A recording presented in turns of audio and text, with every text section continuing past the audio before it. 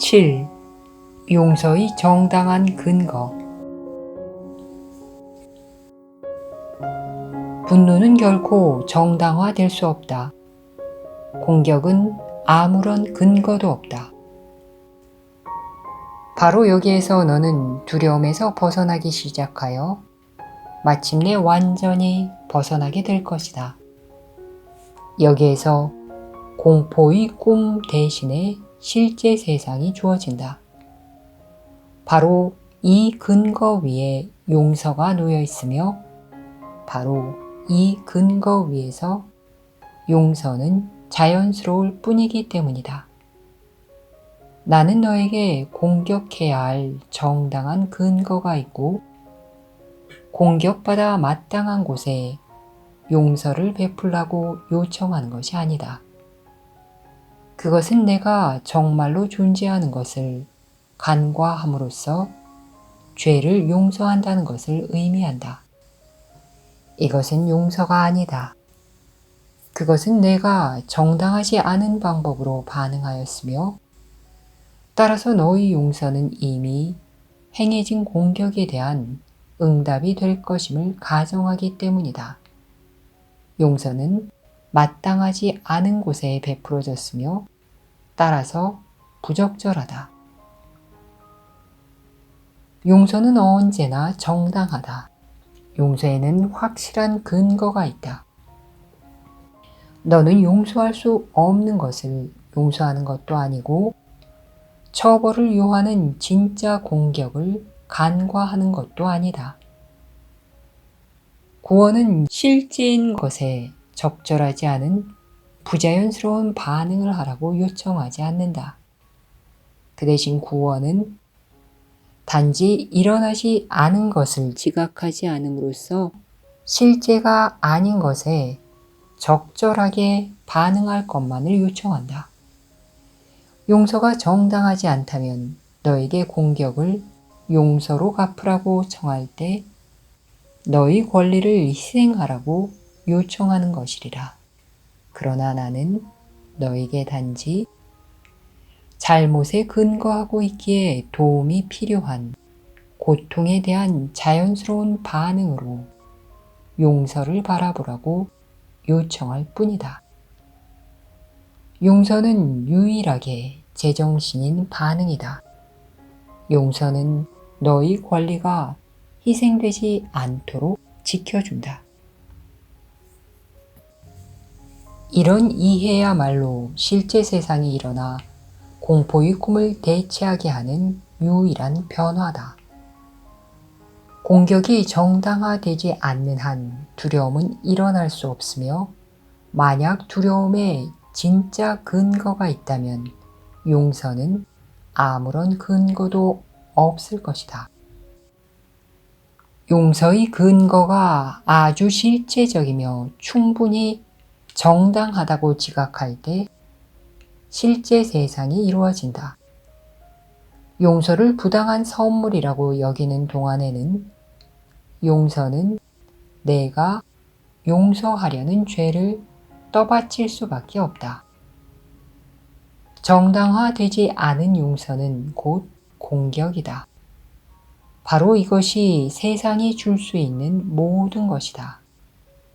세상은 때로는 죄인들을 용서하지만 그들이 죄를 지었다는 것은 늘 자각하고 있다.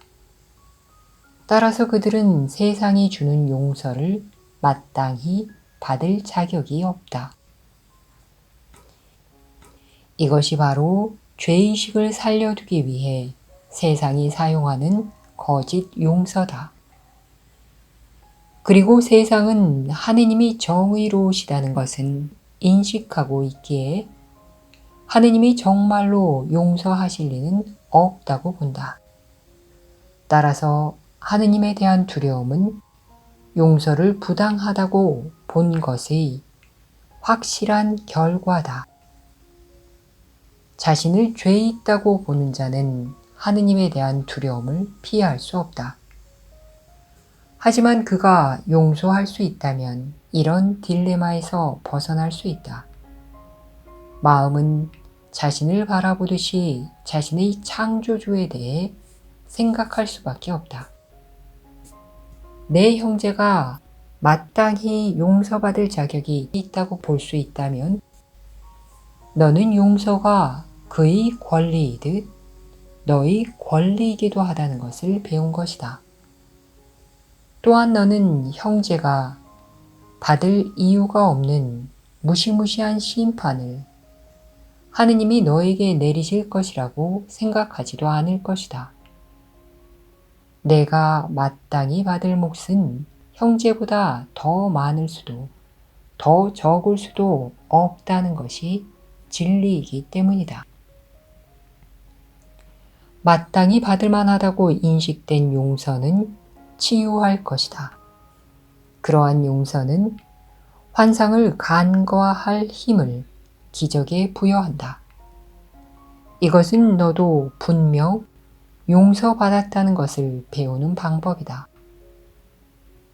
간과될 수 없는 겉모습은 있을 수 없다. 만약 있다면 먼저 용서가 미치지 못하는 죄가 있어야 할 것이다. 단순한 실수 이상의 잘못, 즉 바뀔 수 없고 영원하며 교정할 수도 없고 벗어날 수도 없는 특별한 형식의 잘못이 있어야 할 것이다. 창조를 무효화하고 대체하며 하느님의 뜻을 파괴할 수 있는 세상을 만들 힘이 있는 잘못이 하나 있어야 할 것이다. 오로지 이것이 가능할 경우에만 기적을 견뎌내고 기적으로 치유되지 않을 수 있는 겉모습이 있을 수 있으리라. 용서가 치유할 수 없는 형식의 병과 슬픔이 있다는 믿음은 내가 우상 숭배를 원한다는 것을 보여주는 가장 확실한 증거다. 이것은 내가 몇몇 우상은 계속 간직하고 싶어 하여 모든 우상을 내려놓을 준비가 아직 되지 않았다는 뜻이다.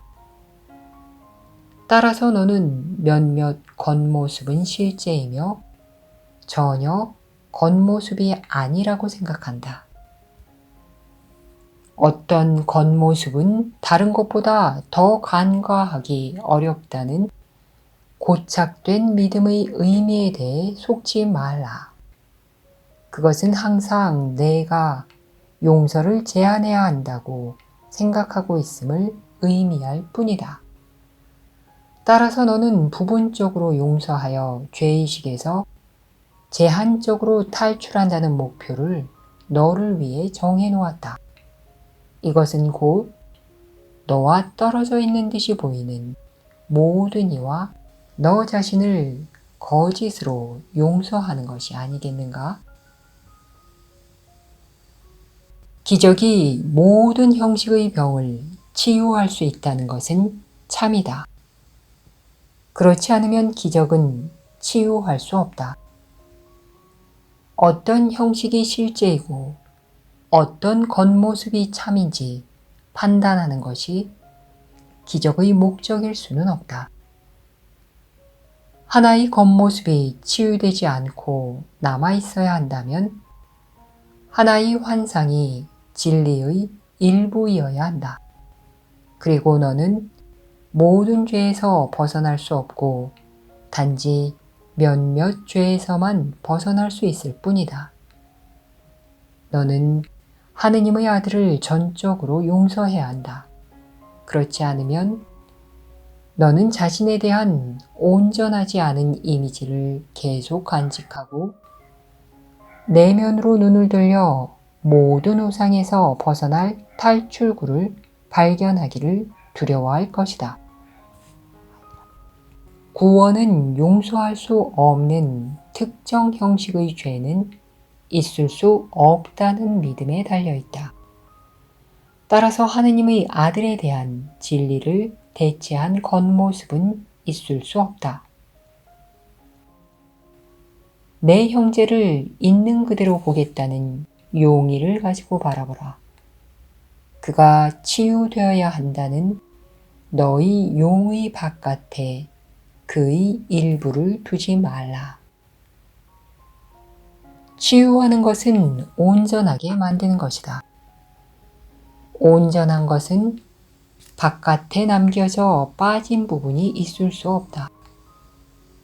용서는 이것을 인식하고 기적이 치유할 힘이 없는 특정한 형식의 병은 있을 수 없다는 사실을 기뻐하는 것에 달려있다.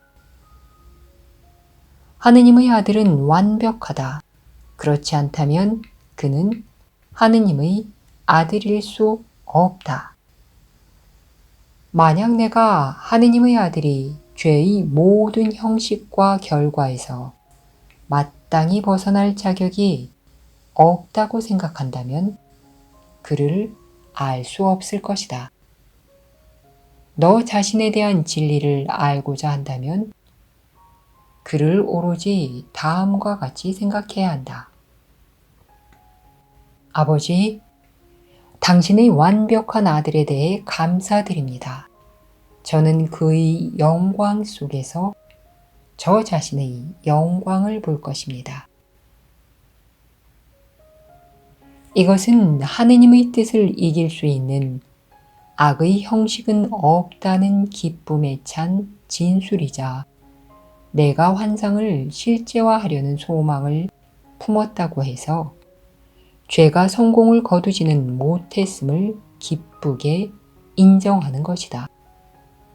이것이 진리에 대한 단순한 진술이 아니고 무엇이겠는가?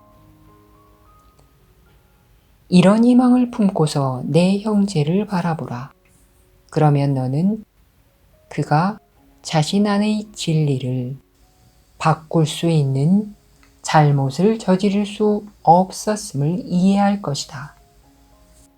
아무런 영향도 끼치지 않은 실수를 간과하는 것은 어렵지 않다. 그러나 너는 하느님의 아들을 우상으로 만들 힘을 가졌다고 여기는 것은 용서하지 않을 것이다. 그는 너의 마음에 깊이 새겨진 조상이자 죽음의 징표가 되어버렸기 때문이다. 이것이 과연 너의 구원자인가? 그의 아버지가 아들을 잘못 알고 계시는가? 아니면 너의 구원과 해방을 위해 치유하도록 주어진 형제를 내가 잘못 본 것인가?